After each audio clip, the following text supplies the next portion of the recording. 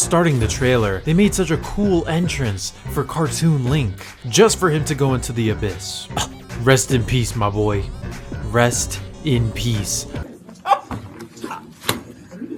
I cannot believe that Nintendo would do you like this. I'm gonna miss him. It's gonna be weird playing as Zelda. The Nintendo Direct has released, and now it's time to look into one of the newest trailers for the latest Zelda game, The Legend of Zelda: Echoes of Wisdom. So, let's look into this trailer and see all that it has in store for us. And let's also sprinkle in our thoughts on the matter. That's right, nerds. Get to commenting, okay? I need the engagement. Zelda meets her new companion, Tree. Let's look at where she meets her, a dungeon cell. With this scene and knowledge of past Zelda titles, we can infer that for the story of this game, Zelda will probably be captured by somebody, and, then Tree was like, hey, it's me, Tree, here's magic powers, come escape the dungeon with me.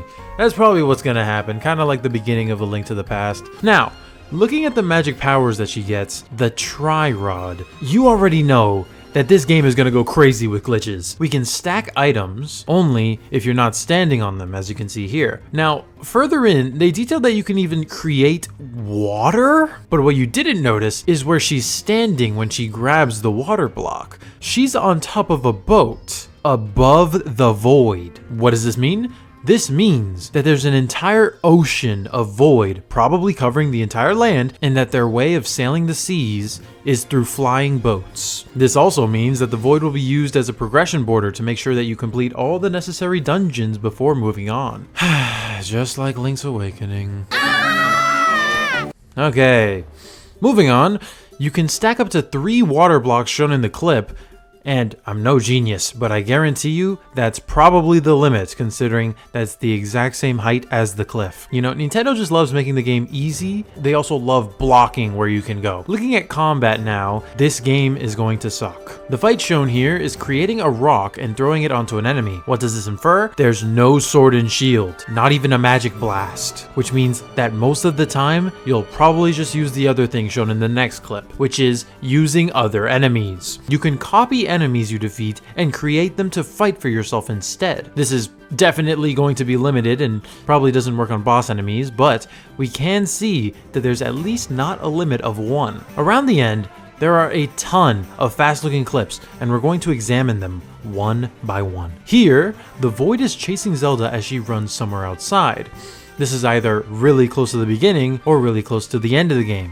Why? Well, probably because, the void's not going to cover the entire land until the end of the game. That's probably what's going to happen, actually. This is speculation, but I think the entire map will be covered by void. And then you'll have like a big boss showdown. And then at the end, all the void disappears. Now, looking a bit closer at this scene, you can see that the companion she has 3 triangles following her. What could this mean? This could mean that the clip is further down the line, and we can assume that Zelda collects the Triforce, and Tri, interesting name now that I mention it, can contain the power of the Triforce and hold it for her. This makes sense considering the next clip, Tri has no Triforce pieces.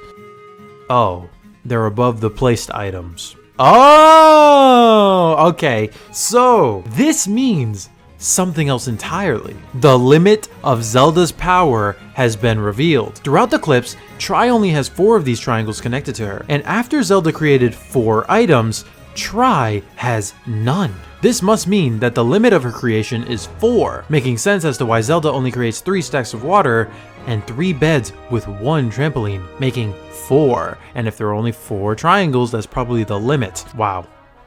I'm a genius. It looks like this works for enemy spawning as well, because there's a triangle over each enemy that she creates. So that means we have a limit of 4. Now, something that we should really be wondering is, when does this limit end? Right? You can only create 4 things, but when can you start creating again? Is there a time limit? Do they just vanish? Can you choose to delete them? I don't know. Well, let's move on. Let's go once again back to the individual clips. You can walk over trees, control a bomb shooter, and using one of your triangles, you can create a bird and use it to glide over lava. This area is probably a dungeon, by the way, meaning that the fire temple is a possibility. Then we see an old guy, and then we see Impa? That looks like Impa to me. We also got a Zora King and Queen, so we can assume there's a water dungeon. And lastly, there's Korok Forest. And it looks like Mr. Deku Tree wants to open his mouth. You see how it's shaped like that? It just wants to open down because it wants to recreate the Ocarina of Time dungeon inside the Great Deku Tree. I guarantee you that's in there. Now lastly, there's a giant rock monster that's only shown for a split second and then it fades away. It's very faint, but we can see that it's giant and is probably a sand dungeon boss. Now, let's talk about our thoughts. All this new stuff is pretty cool, but what do we actually think about it? Well, my boy Link is gone. A very sad thing to see, and not having a sword and shield, you know, my preferred method of fighting, kinda sucks. I wish they gave Zelda, like, at least the very power to hurt people with physical force, but no, you know, she's given a rod, she can just swing people with it. No, whatever. You know, almost every game that you can play Zelda, they always give her some wacky attack. I don't like it. Other than the combat though, I mean, I think it's an okay game. Well, kind of, you know, the whole game is a gimmick and you know, I like it. I like the gimmick, but it's kind of one of those games that you play once and never again. Like think about a Nintendo game that's like solely based on a gimmick. It's kind of like you never really go back to it, you know? Now for the last thought, we have controversy. Many live chatters on the Nintendo Direct were saying that they dislike wokeism. You want to know something funny? I didn't even think about that. I didn't even realize that Zelda being the main character or the protagonist shows like feminism. I didn't even think about it. So this game is just the feminist agenda. What does this mean? We have to strike back. We can't let the feminists win, which means no one should buy this game. Okay, no, I'm just kidding. Personally, I don't care. You know, I really don't care that Zelda's the main character. I really don't care. It could be Link, it could be Zelda. I don't care. I care about the game. I care about how it plays.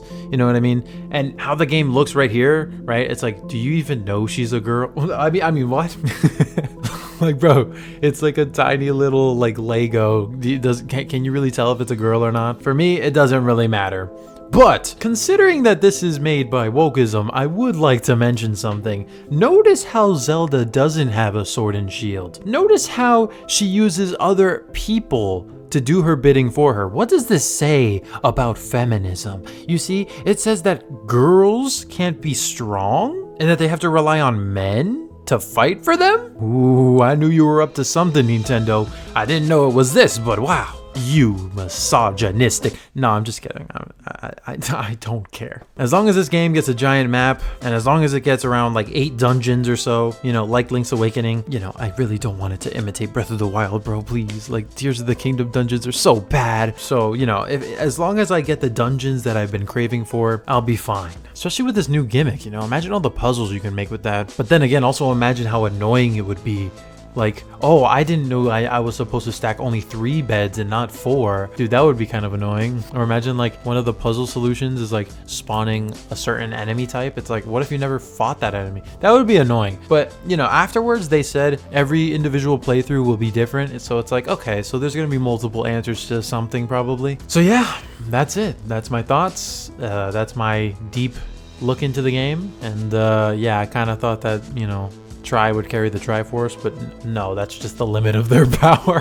Whoops. So thanks for watching, and like and subscribe. Oh, also, I would like to say, because the new Nintendo Direct came out, I will be making a, you know, jumble of thoughts into one video, but it's going to be on the Bometic channel. I know what you're saying, dude, don't go back to that. I'm not. I will only post on that channel like once in every 6 months. But dude, look, the way I'm going to work is I'm going to have one channel for something. I'm going to have another channel for something. I'm going to have another channel for something, because I'm not having this whole niche thing happen ever again. Okay. I'm not even going to mention the name Switch 2 here. I mean, the successor. I'm not even going to talk about it. I'm going to talk about it on my other channel. So if you want to hear about that, go over there.